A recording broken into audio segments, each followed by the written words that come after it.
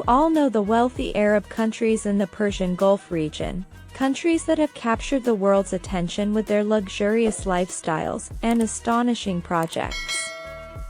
But among these nations, there's one that stands out as a symbol of wealth and comfort, a place we often associate with luxury and affluence.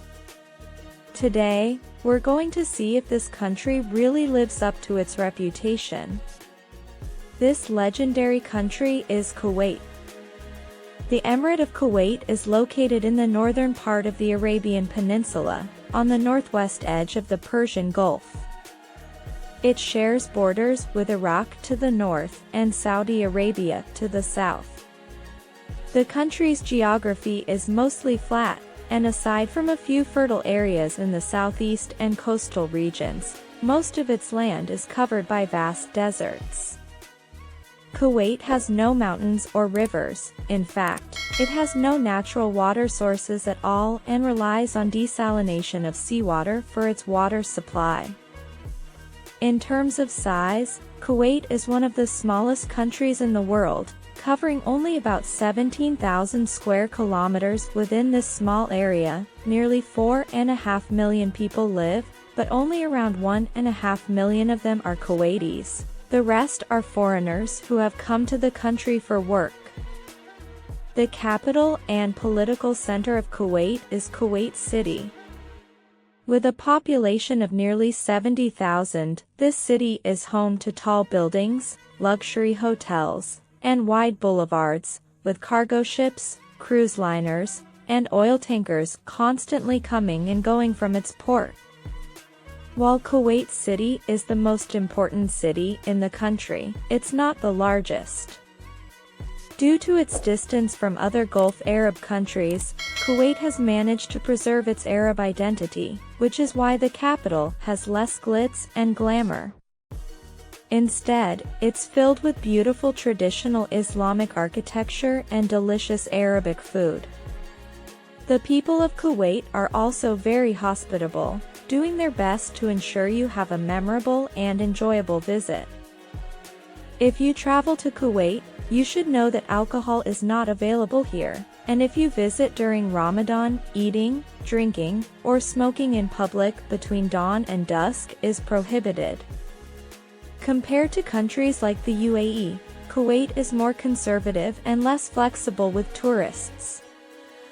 Women can leave their hair uncovered, but they shouldn't wear revealing clothing. In the 18th century, the Bedouins of this region established a trading center they named Kuwait. Over time, as wealth accumulated, the area grew into what is now Kuwait City. For several decades, Kuwait was under British colonial rule, but it eventually gained independence in 1961. Years later, after the Iran-Iraq War ended, tensions arose between Iraq and Kuwait. In 1990, during what became known as the Gulf War, Saddam Hussein's regime in Iraq invaded Kuwait, claiming that Kuwait was historically part of Iraq. A few months later, a coalition of UN member states, led by the United States, defeated Iraq's army and expelled them from Kuwait. Today, Kuwait is a constitutional monarchy with a legislative assembly, and since gaining independence from Britain, it has been ruled by an emir from the Al Sabah family. Despite being a small country, Kuwaitis are immensely wealthy, thanks to their vast oil reserves. Before oil was discovered in 1938, boat building, shipbuilding, and pearl diving were the main industries. But today, Kuwait holds 101 billion barrels of oil, making it the sixth largest in the world. The currency of Kuwait is the Kuwaiti dinar, which is the most valuable currency in the world. One dinar is roughly equivalent to $3.2 US. The dinar is highly valued among Kuwaitis, so much so that they even print banknotes worth a quarter of a dinar. Alongside this wealth, gasoline is also very cheap in Kuwait, which, combined with the country's well-developed highway infrastructure, means that people don't miss out on the joy of driving, making Kuwait one of the world's largest consumers of gasoline. Apart from the cheap fuel, Kuwait is certainly not a cheap country. If you go to a regular restaurant, you'll need to pay about 5 dinars on average, which is roughly $16.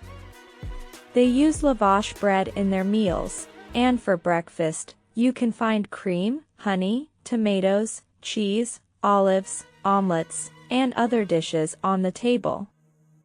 Interestingly, they add milk to their tea instead of drinking it black.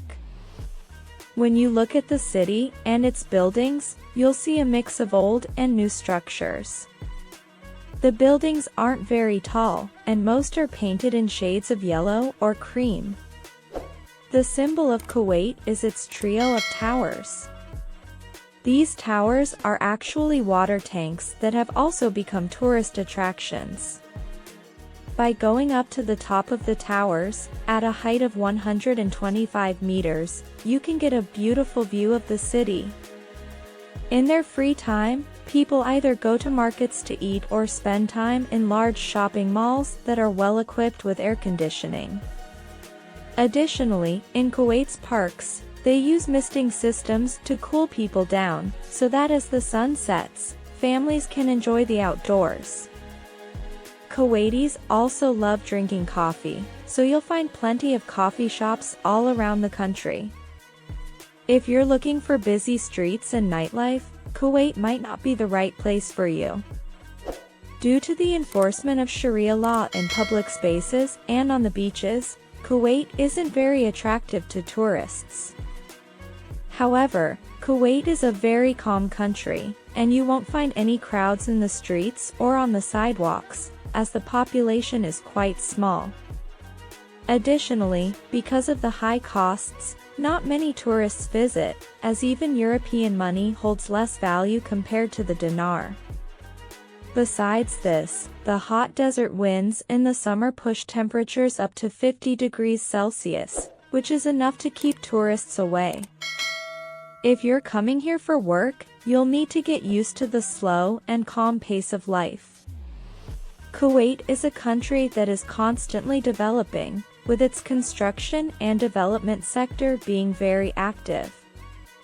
Since most Kuwaitis are wealthy, the labor force needed for these projects comes from other countries. These workers are usually from countries like Pakistan, Bangladesh, and the Philippines, earning an average of about $1,600 a month.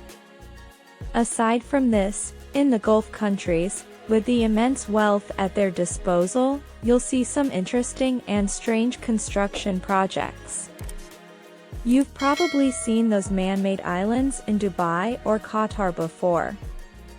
Kuwait has a similar project. In 2016, the Kuwaitis started a new urban project, and today, if you look at it from above, you'll see a city that looks like this.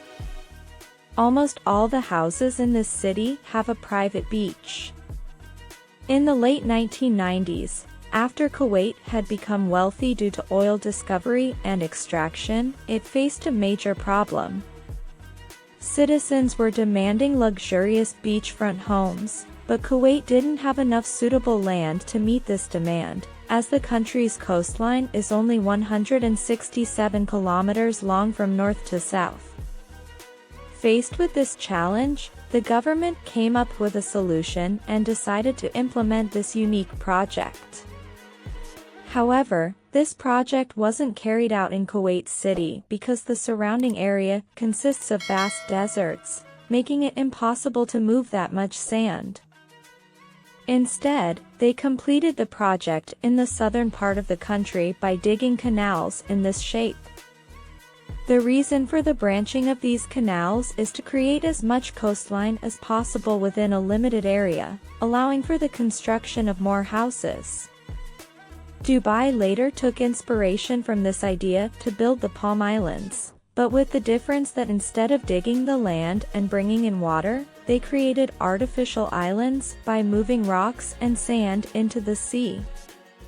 In summary, Kuwait is one of the world's wealthy oil countries and will have more to say in the future. Don't forget to like the video and subscribe to the channel.